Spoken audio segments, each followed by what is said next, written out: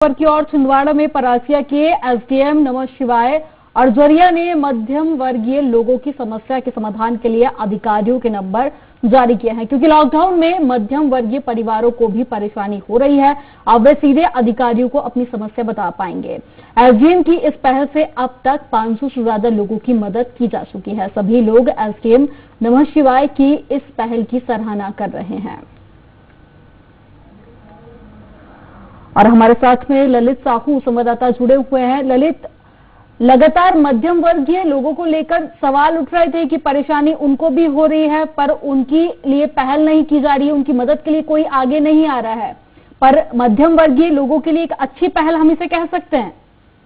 बिल्कुल अमनदीप, ये जब लॉकडाउन शुरू हुआ था तब जो स्थितियां बिगड़ी थी उसमें आर्थिक रूप से बहुत ज्यादा कमजोर तबकों के लिए तो जिला प्रशासन, राज्य सरकार सभी लोग चिंतित थे कि उनकी व्यवस्था कैसे की जा सकती है, जिसको लेकर समाज सेवी संस्थाएं भी आगे आई थी।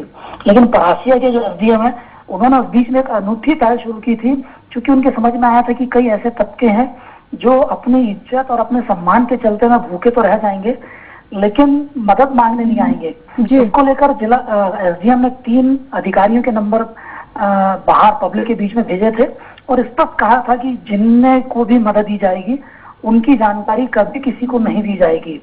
ये एक बड़ी पहल थी जिसका अनुकरण पूरे जिले में अन्य अधिकारियों ने भी किया था, जिसका परिणाम ये रहा था कि जो मध्यम वर्गीय, आर्थिक रूप से कमजोर मध्यम वर्गीय, उन्हें भोजन की और आर्थिक समस्याओं से कहीं ना कहीं जो कमी आई थी वो एक बड़ी पहल थी।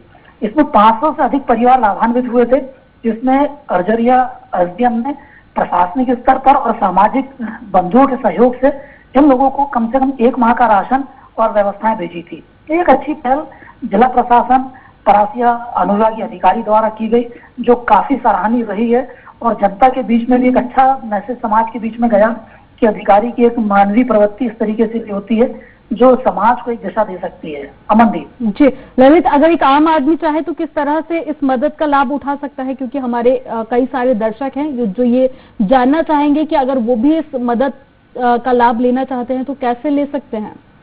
अमनदीप, जो चूंकि एसडीएम ने वहां पर 3 अधिकारी तहसीलदार और 2 अन्य अधिकारी सीएमओ नगर पालिका के नंबर वहां पर इश्तिहार के रूप में और मैसेज के रूप में सोशल मीडिया के माध्यम से भेजे थे कि जिन किसी को भी आर्थिक परेशानी, भोजन की परेशानी इस लॉकडाउन के चलते में हो रही है, वो इन नंबरों पर बात करेंगे, उनका पूरा पता देंगे और उनका नाम और सारी चीजें गुप्त रखी जाएगी।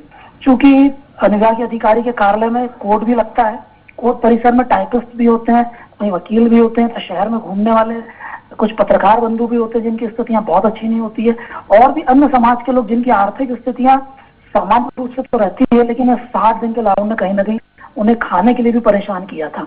इन सबको नमः शिवाय जरिए और उनकी पूरी टीम ने, पूरी स्थानीय स्तर की टीम ने भोजन की व्यवस्था पूरे 1 माह की राशन के साथ थी।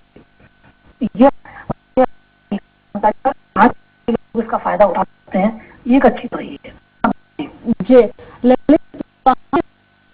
तो उसका मुझे ऐसा लगता है कि ये जो पहल की गई है इसकी शुरुआत और भी शहरों और भी राज्यों में होनी चाहिए, क्योंकि मध्यम वर्गीय जो लोग हैं वो काफी ज्यादा परेशान हो रहे हैं लॉकडाउन में।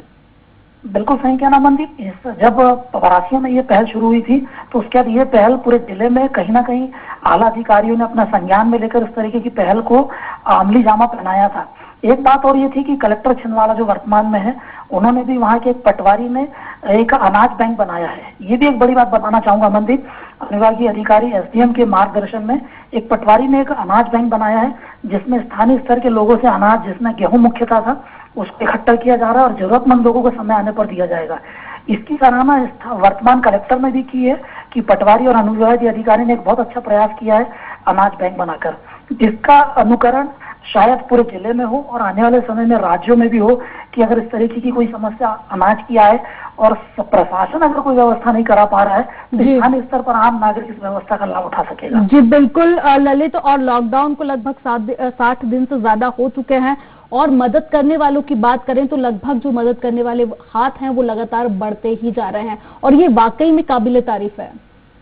बिल्कुल सही अमनदीप, चूंकि 7 दिन के बाद में धीरे धीरे सामाजिक परिस्थितियां कलेक्टर के माध्यम से, दुकानों से लेकर अन्य व्यवस्थाएं शुरू जरूर हो गई हैं, लेकिन आर्थिक परेशानियां इतने जल्दी दूर होंगी ये कहीं ना कहीं लगता नहीं है। तो अनाज की व्यवस्था प्राथमिक आवश्यकता होती है, जिसको लेकर जिला प्रशासन भी संजीदगी से लगा हुआ है। ये एक पहल आने वाले समय में छिंदवाड़ा जिले के लिए तो एक पहचान बन के रहेगी, ऐसा मेरा मानना है। अमन जी। जी, चलिए ललित, तमाम जानकारी साझा करने के लिए बहुत शुक्रिया आपका।